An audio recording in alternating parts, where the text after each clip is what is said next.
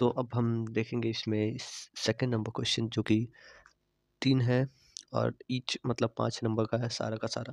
एक-एक question 5 number का है। तो एंटीजन एंटीबॉडी रिएक्शन फर्स्ट है, फिर growth and nutrition of micro second है, फिर हमारा cold chain of for vaccine है। तो फर्स्ट हम देखेंगे antigen antibody reactions. Antigen antibody reaction जो होता है एक क्रिटिकल पोजीशन प्रोसेस होता है जिसमें हम होता है जो कि हमारे इम्यून सिस्टम का पार्ट होता है। ये बेसिकली मतलब फॉर्म होता है जब कोई भी मतलब इम्यून रिस्पॉन्स देना रहता है या फिर बहुत सारे जगह पे डायग्नोसिस के टाइम पे भी ये फॉर्म होता है। अगर हम बेसिक की बात करें कि मतलब बेसिक इसमें एंटीबॉडी एंटीजन रिएक्शन में क्या होता है, तो उसमें फर्स्ट एंटीजन के बारे में जानेंगे। तो एंटीजन जो है एक फॉरेन सब्सटेंस होता है जो इंड्यूस करता है हमारे इम्यून में मतलब बॉडी के अंदर, और उसके अगेंस्ट में हमारा जो बॉडी है वो रिस्पॉन्स करता है। तो जो फॉरेन पार्टिकल आता है उसको हम एंटीजन बोलते हैं, और जो उसके अपोजिट में रिएक्ट करता है उसको एंटीबॉडी बोलते हैं।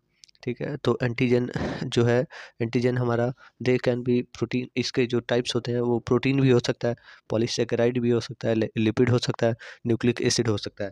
ये मतलब ये सब हो सकते हैं। अब एंटीबॉडी की बात करें तो एंटीबॉडी जो है उसको हम और भी बोल सकते हैं, इम्यूनोग्लोबुलिन भी बोल सकते हैं, ग्लोबुलिन्स बोल सकते हैं। फिर इसका जो स्ट्रक्चर होता है वो वाई से प्रोटीन स्ट्रक्चर होता है और प्रोड्यूस करता है बी सेल्स। ठीक है, इसके ये स्पेसिफिक रीजन में मतलब एंटीजेंस जो होते हैं उसके स्पेसिफिक रीजन में बाइंड करके मतलब प्रॉपर एक स्ट्रक्चर फॉर्म कर लेता है। अगर इसकी टाइप की बात करें तो ये सेवरल टाइप का होता है, anti IgA IgD IgE IgG IgM। तो इसको हम बाद में मतलब आगे पढ़ेंगे, इसके आगे देखते हैं।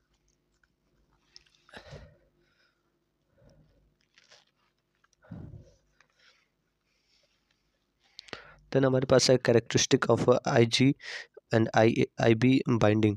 जो कैरेक्टरिस्टिक होते हैं कि कैसे मतलब बाइंड करता है वो है दो। तो हमारा फर्स्ट है स्पेसिफिसिटी। जो इसमें जो मतलब एक स्पेशल तरीके का बाइंडिंग होता है जो कि एंटीबॉडी और एंटीजन के बीच में होता है, वो बहुत मतलब बहुत यूनिक होता है और प्रिसाइज फॉर्म में दोनों बाइंड करते हैं, एंटीजन और एंटीबॉडी।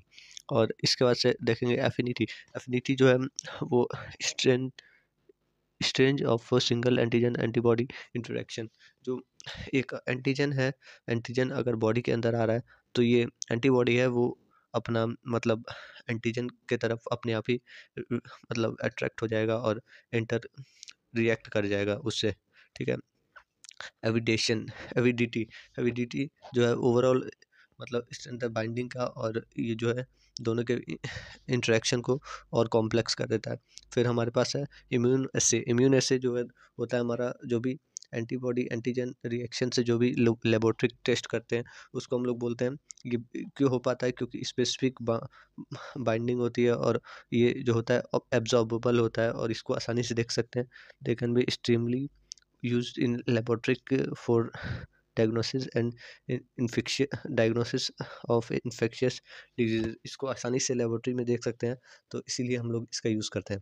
देन अगर टाइप की बात करें तो इसका जो टाइप होता है एंटीजन का टाइप होता है वो मेनली मतलब सेवरल टाइप का होता है। इसमें एक्सोजन जेनिक होता है एंटीजन जो कि come from outside to the body. ये मतलब बाहर के इन्वायरमेंट से आता है, जैसे बैक्टीरिया हो गया, वायरस हो गया। फिर हमारा एंटी एंडोजेनिक एक्सोजेनिक हो गया, एंडोजेनिक जो कि जनरली हमारे सेल के अंदर ही होता है। मतलब जैसे ट्यूमर फॉर्म हो गया, ट्यूमर की वजह से कैंसर फॉर्म हो गया, ये सब हो गया। फिर उसके बाद से हमारा है ऑटो एंटीजेंस। ऑटो एंटीजेंस जो होता है normal body component mistake and recognise as foreign. जो नॉर्मल बॉडी सेल्स होती हैं वो मतलब गलती से मिस्टेक हो जाता है और रिकॉग्नाइज होती है, खुद ही को फॉरेन बॉडी मानने लगता है और उसको मतलब फिर प्रॉब्लम हो जाती है और सीवियर प्रॉब्लम से फिर इसमें रिस्पॉन्स आता है। देन हमारे पास है एंटीबॉडी क्लास। एंटीबॉडी में कौन कौन सा होता है? एंटीजन में IgG है, तो IgG मोस्ट अबेंडेंट होता है जो कि सेकेंडरी इम्यून रिस्पॉन्स देता है। फिर IgM है, IgM जनरली हमें फर्स्ट एंटीबॉडी बॉडी होता है जो कि प्रोड्यूस करता है रिस्पॉन्स मतलब एंटीजन के अपोजिट में। ठीक है, आईजीए है तो found in mucosa mucus membrane के अंदर मिलता है और बॉडियल सिक्रीशन से मिलता है, जैसे कि हमारा टीयर हो गया या फिर ईयर वैक्स हो गया या फिर कोई भी म्यूकस हो गया, सलाइवा हो गया, ये सब। आईजीई है तो ये एलर्जिक रिएक्शन में हेल्प करता है। ठीक है, आईजीडी है तो ये मतलब प्ले करता है एक इम्पॉर्टेंट रोल, और ये मेच्योर बी सेल्स का मतलब फॉर्मेशन भी करता है, मतलब देता है। फिर हमारे पास mechanism of AG antigen antibody interaction है, तो इसमें फर्स्ट है न्यूट्रलाइजेशन। न्यूट्रलाइजेशन में हमारा जो ये एक वाइटल मैकेनिज्म होता है, ये सारे जो भी इसमें पार्ट्स हैं वो मतलब मेन है मैकेनिज्म के फॉर्म से अगर देखें तो इसमें फर्स्ट न्यूट्रलाइजेशन है, तो ये वाइटल मैकेनिज्म फॉर्म करता है जो कि एंटीबॉडी जो है वो ब्लॉक कर देता है स्पेसिफिक कंपोनेंट को जो पैथोजन कॉज करते हैं डिजीजेस। तो जो हमारा मान लीजिए कि अगर बॉडी के अंदर आ रहा है कोई भी एंटीजन, तो उसको एंटीबॉडी रिस्पॉन्स करेगा और उसके अपोजिट में रिस्पॉन्स करके फिर हमारा न्यूट्रलाइज कर देगा इन्वायरमेंट को और डिजीज कॉज करने से रोक देगा। ठीक है, it is foundation of vaccine where antigen weaken और इनएक्टिव पैथोजन। इसमें ये जैसे कि इसको मतलब वैक्सीन का भी अगर फाउंडेशन मतलब ढूंढने का अगर देखें तो यही मतलब रोल है कि फर्स्ट ऑफ ऑल एंटीजन जो है उसको वीकन करना है और इनएक्टिव कर देना है पैथोजन को, मतलब या तो कमज़ोर कर दो या ख़त्म कर दो। स्टिमुलेट स्टिमुलेट एंटीबॉडी प्रोडक्शन जो कि एंटीबॉडी प्रोडक्शन से होता है और प्रोवाइड करता है इम्यूनिटी जो कि पैथोजन के एक्सपोजर में होता है। तो वही फर्दर पैथोजन को एक्सपोजर से रोक देता है। तो न्यूट्रलाइजेशन का ये मतलब हुआ कि जो भी पैथोजन आ रहा है तो उसको जो हमारा एंटीबॉडी है, एंटीबॉडी रिएक्ट करके उसको मतलब न्यूट्रलाइज कर दे रहा है इन्वायरमेंट को, और कोई असर नहीं होने दे रहा। फिर फर्दर इसको आगे पढ़ेंगे। Therapeutic antibody are engineered to target the specific antigen like those on the cancer cells or in autoimmune disease offer, offering precise treatment option by the neutralizing the harmful cells and substance while preserving health one।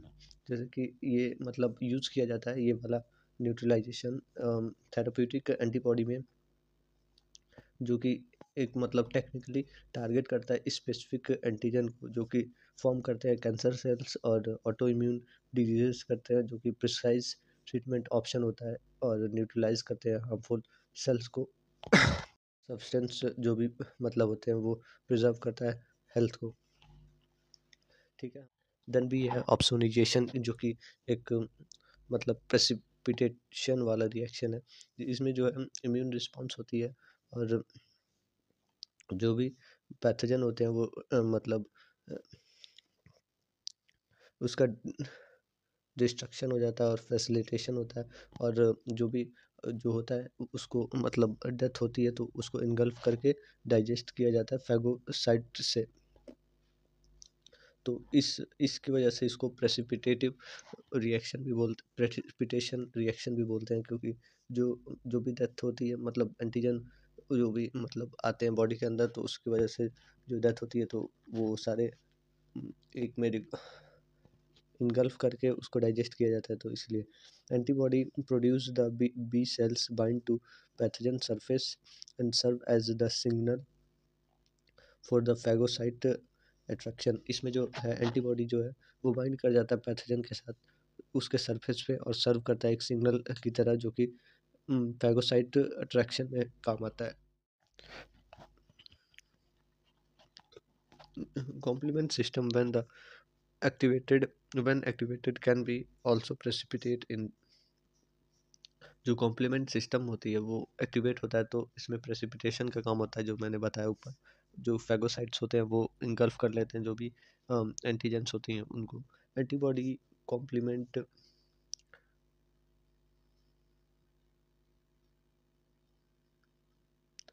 complement protein coat the and pathogen greatly increase the its recognition by the phagocytes।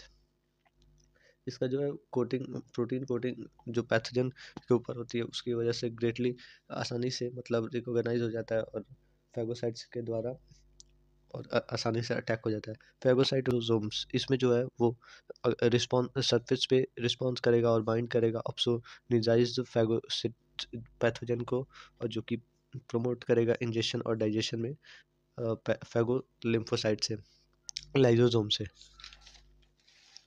Then हमारे पास agglutination. Agglutination जो है वो cross linking होता है जो कि antigen और antigen by antibody होता है, रिजल्ट होता है मतलब इसमें फाइनली एक क्लैम्प की तरह और एग्लूटिनेट हो जाता है दो, एक एंटीजन और antibody. Antibody possess a Y-shaped structure with two antigen binding site and allow them to simultaneously bind to two antigen and on the separated particular particles।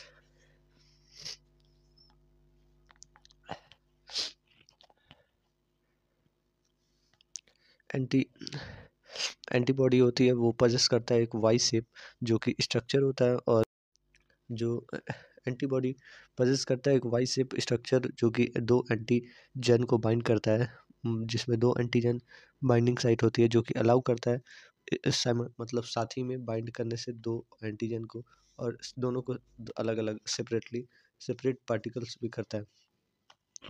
फिर these are two these are two type of दो type के agglutination होते हैं। Direct, जब antibody naturally bind कर जाता है surface antigen के और कॉज कर देता है क्लैम्प पर, और उसका दूसरा होता है पैसिव, जिसमें आर्टिफिशियली अटैच कराया जाता है हम लोग कैरियर पार्टिकल से, जो कि कॉमनली डायग्नोस्टिक टेस्ट में यूज़ होता है मतलब कोई भी एग्जामिनेशन में। फिर एग्लूटिनेशन अगर देखें तो मतलब डेवलप करता है इम्यूनोलॉजिकल फैक्टर्स जैसे कि एंटीबॉडी एंटीजन स्पेसिसिटी, जो कि फिजिकल फैक्टर होता है जैसे कि आयनिक आयनिक स्ट्रेंथ हो गया, या फिर पीएच हो गया, या फिर हीट टेम्परेचर हो गया। ठीक है। फिर कॉम्प्लीमेंट कॉम्प्लीमेंट एक्टिवेशन, इसमें जो है हमारा तो इसमें है इट कंसिस्ट ऑफ प्रोटीन, मतलब प्रोटीन के अंदर ब्लड प्लाज्मा में होता है, और एक एक पॉविटल रोल मतलब करता है इम्यून डिफेंस में। और इसके बाद अगर देखें तो complement activation involve with a cascade of reaction and trigger the complement protein upon the encountering the pathogen leading to their destruction। इसमें जो है कॉम्प्लीमेंट एक्टिवेशन होती है जो कि कैस्केड होता है एक मतलब रिएक्शन का जो कि ट्रिगर करता है एक कॉम्प्लीमेंट प्रोटीन को, जब मतलब बहुत सारे पैथोजन इनकाउंटर करते हैं किसी भी बॉडी ऑर्गन पे या फिर सेल्स पे, और उसके बाद से इन लोग का डिस्ट्रक्शन हो जाता है मतलब खत्म हो जाता है। फिर the classic pathway relevant to antibody antigen interaction is initiated with C1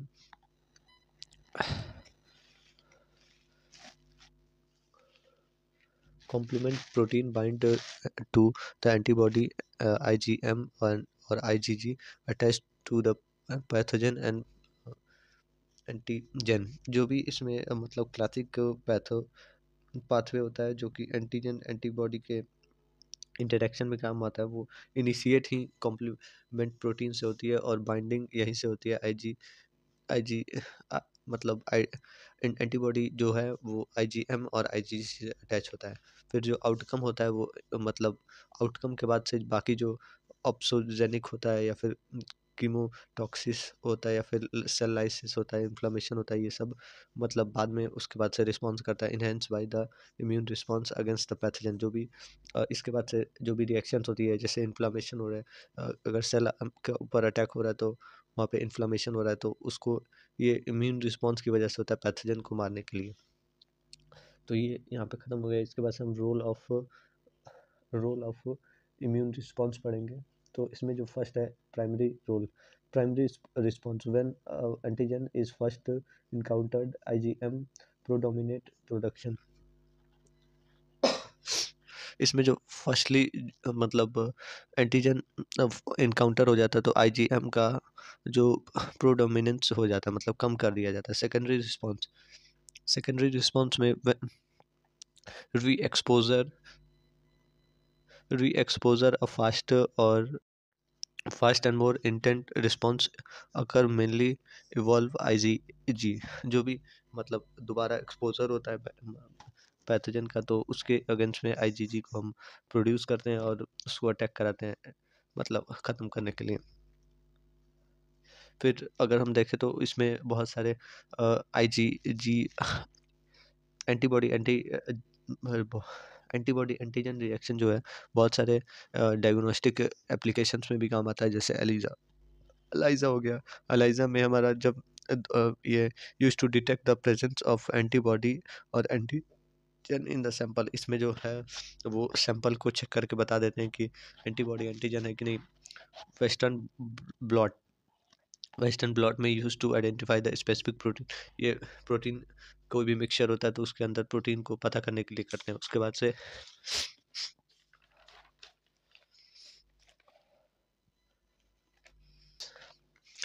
से हमारे पास इम्यूनोफ्लोरेसेंस जो कि यूज़ होता है फ्लोरेसेंट लेवल, मतलब एंटीबॉडी एंटीजन डिटेक्ट करने के लिए एंटीजन।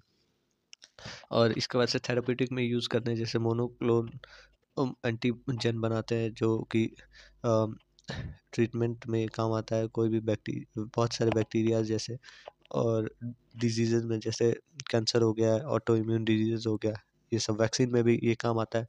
जैसे कि प्रोडक्शन ऑफ मतलब बहुत सारा एंटीबॉडी बनाना होता है अगेंस्ट सेवरल स्पेसिफिक एंटीजन में, तो ये काम में आता है।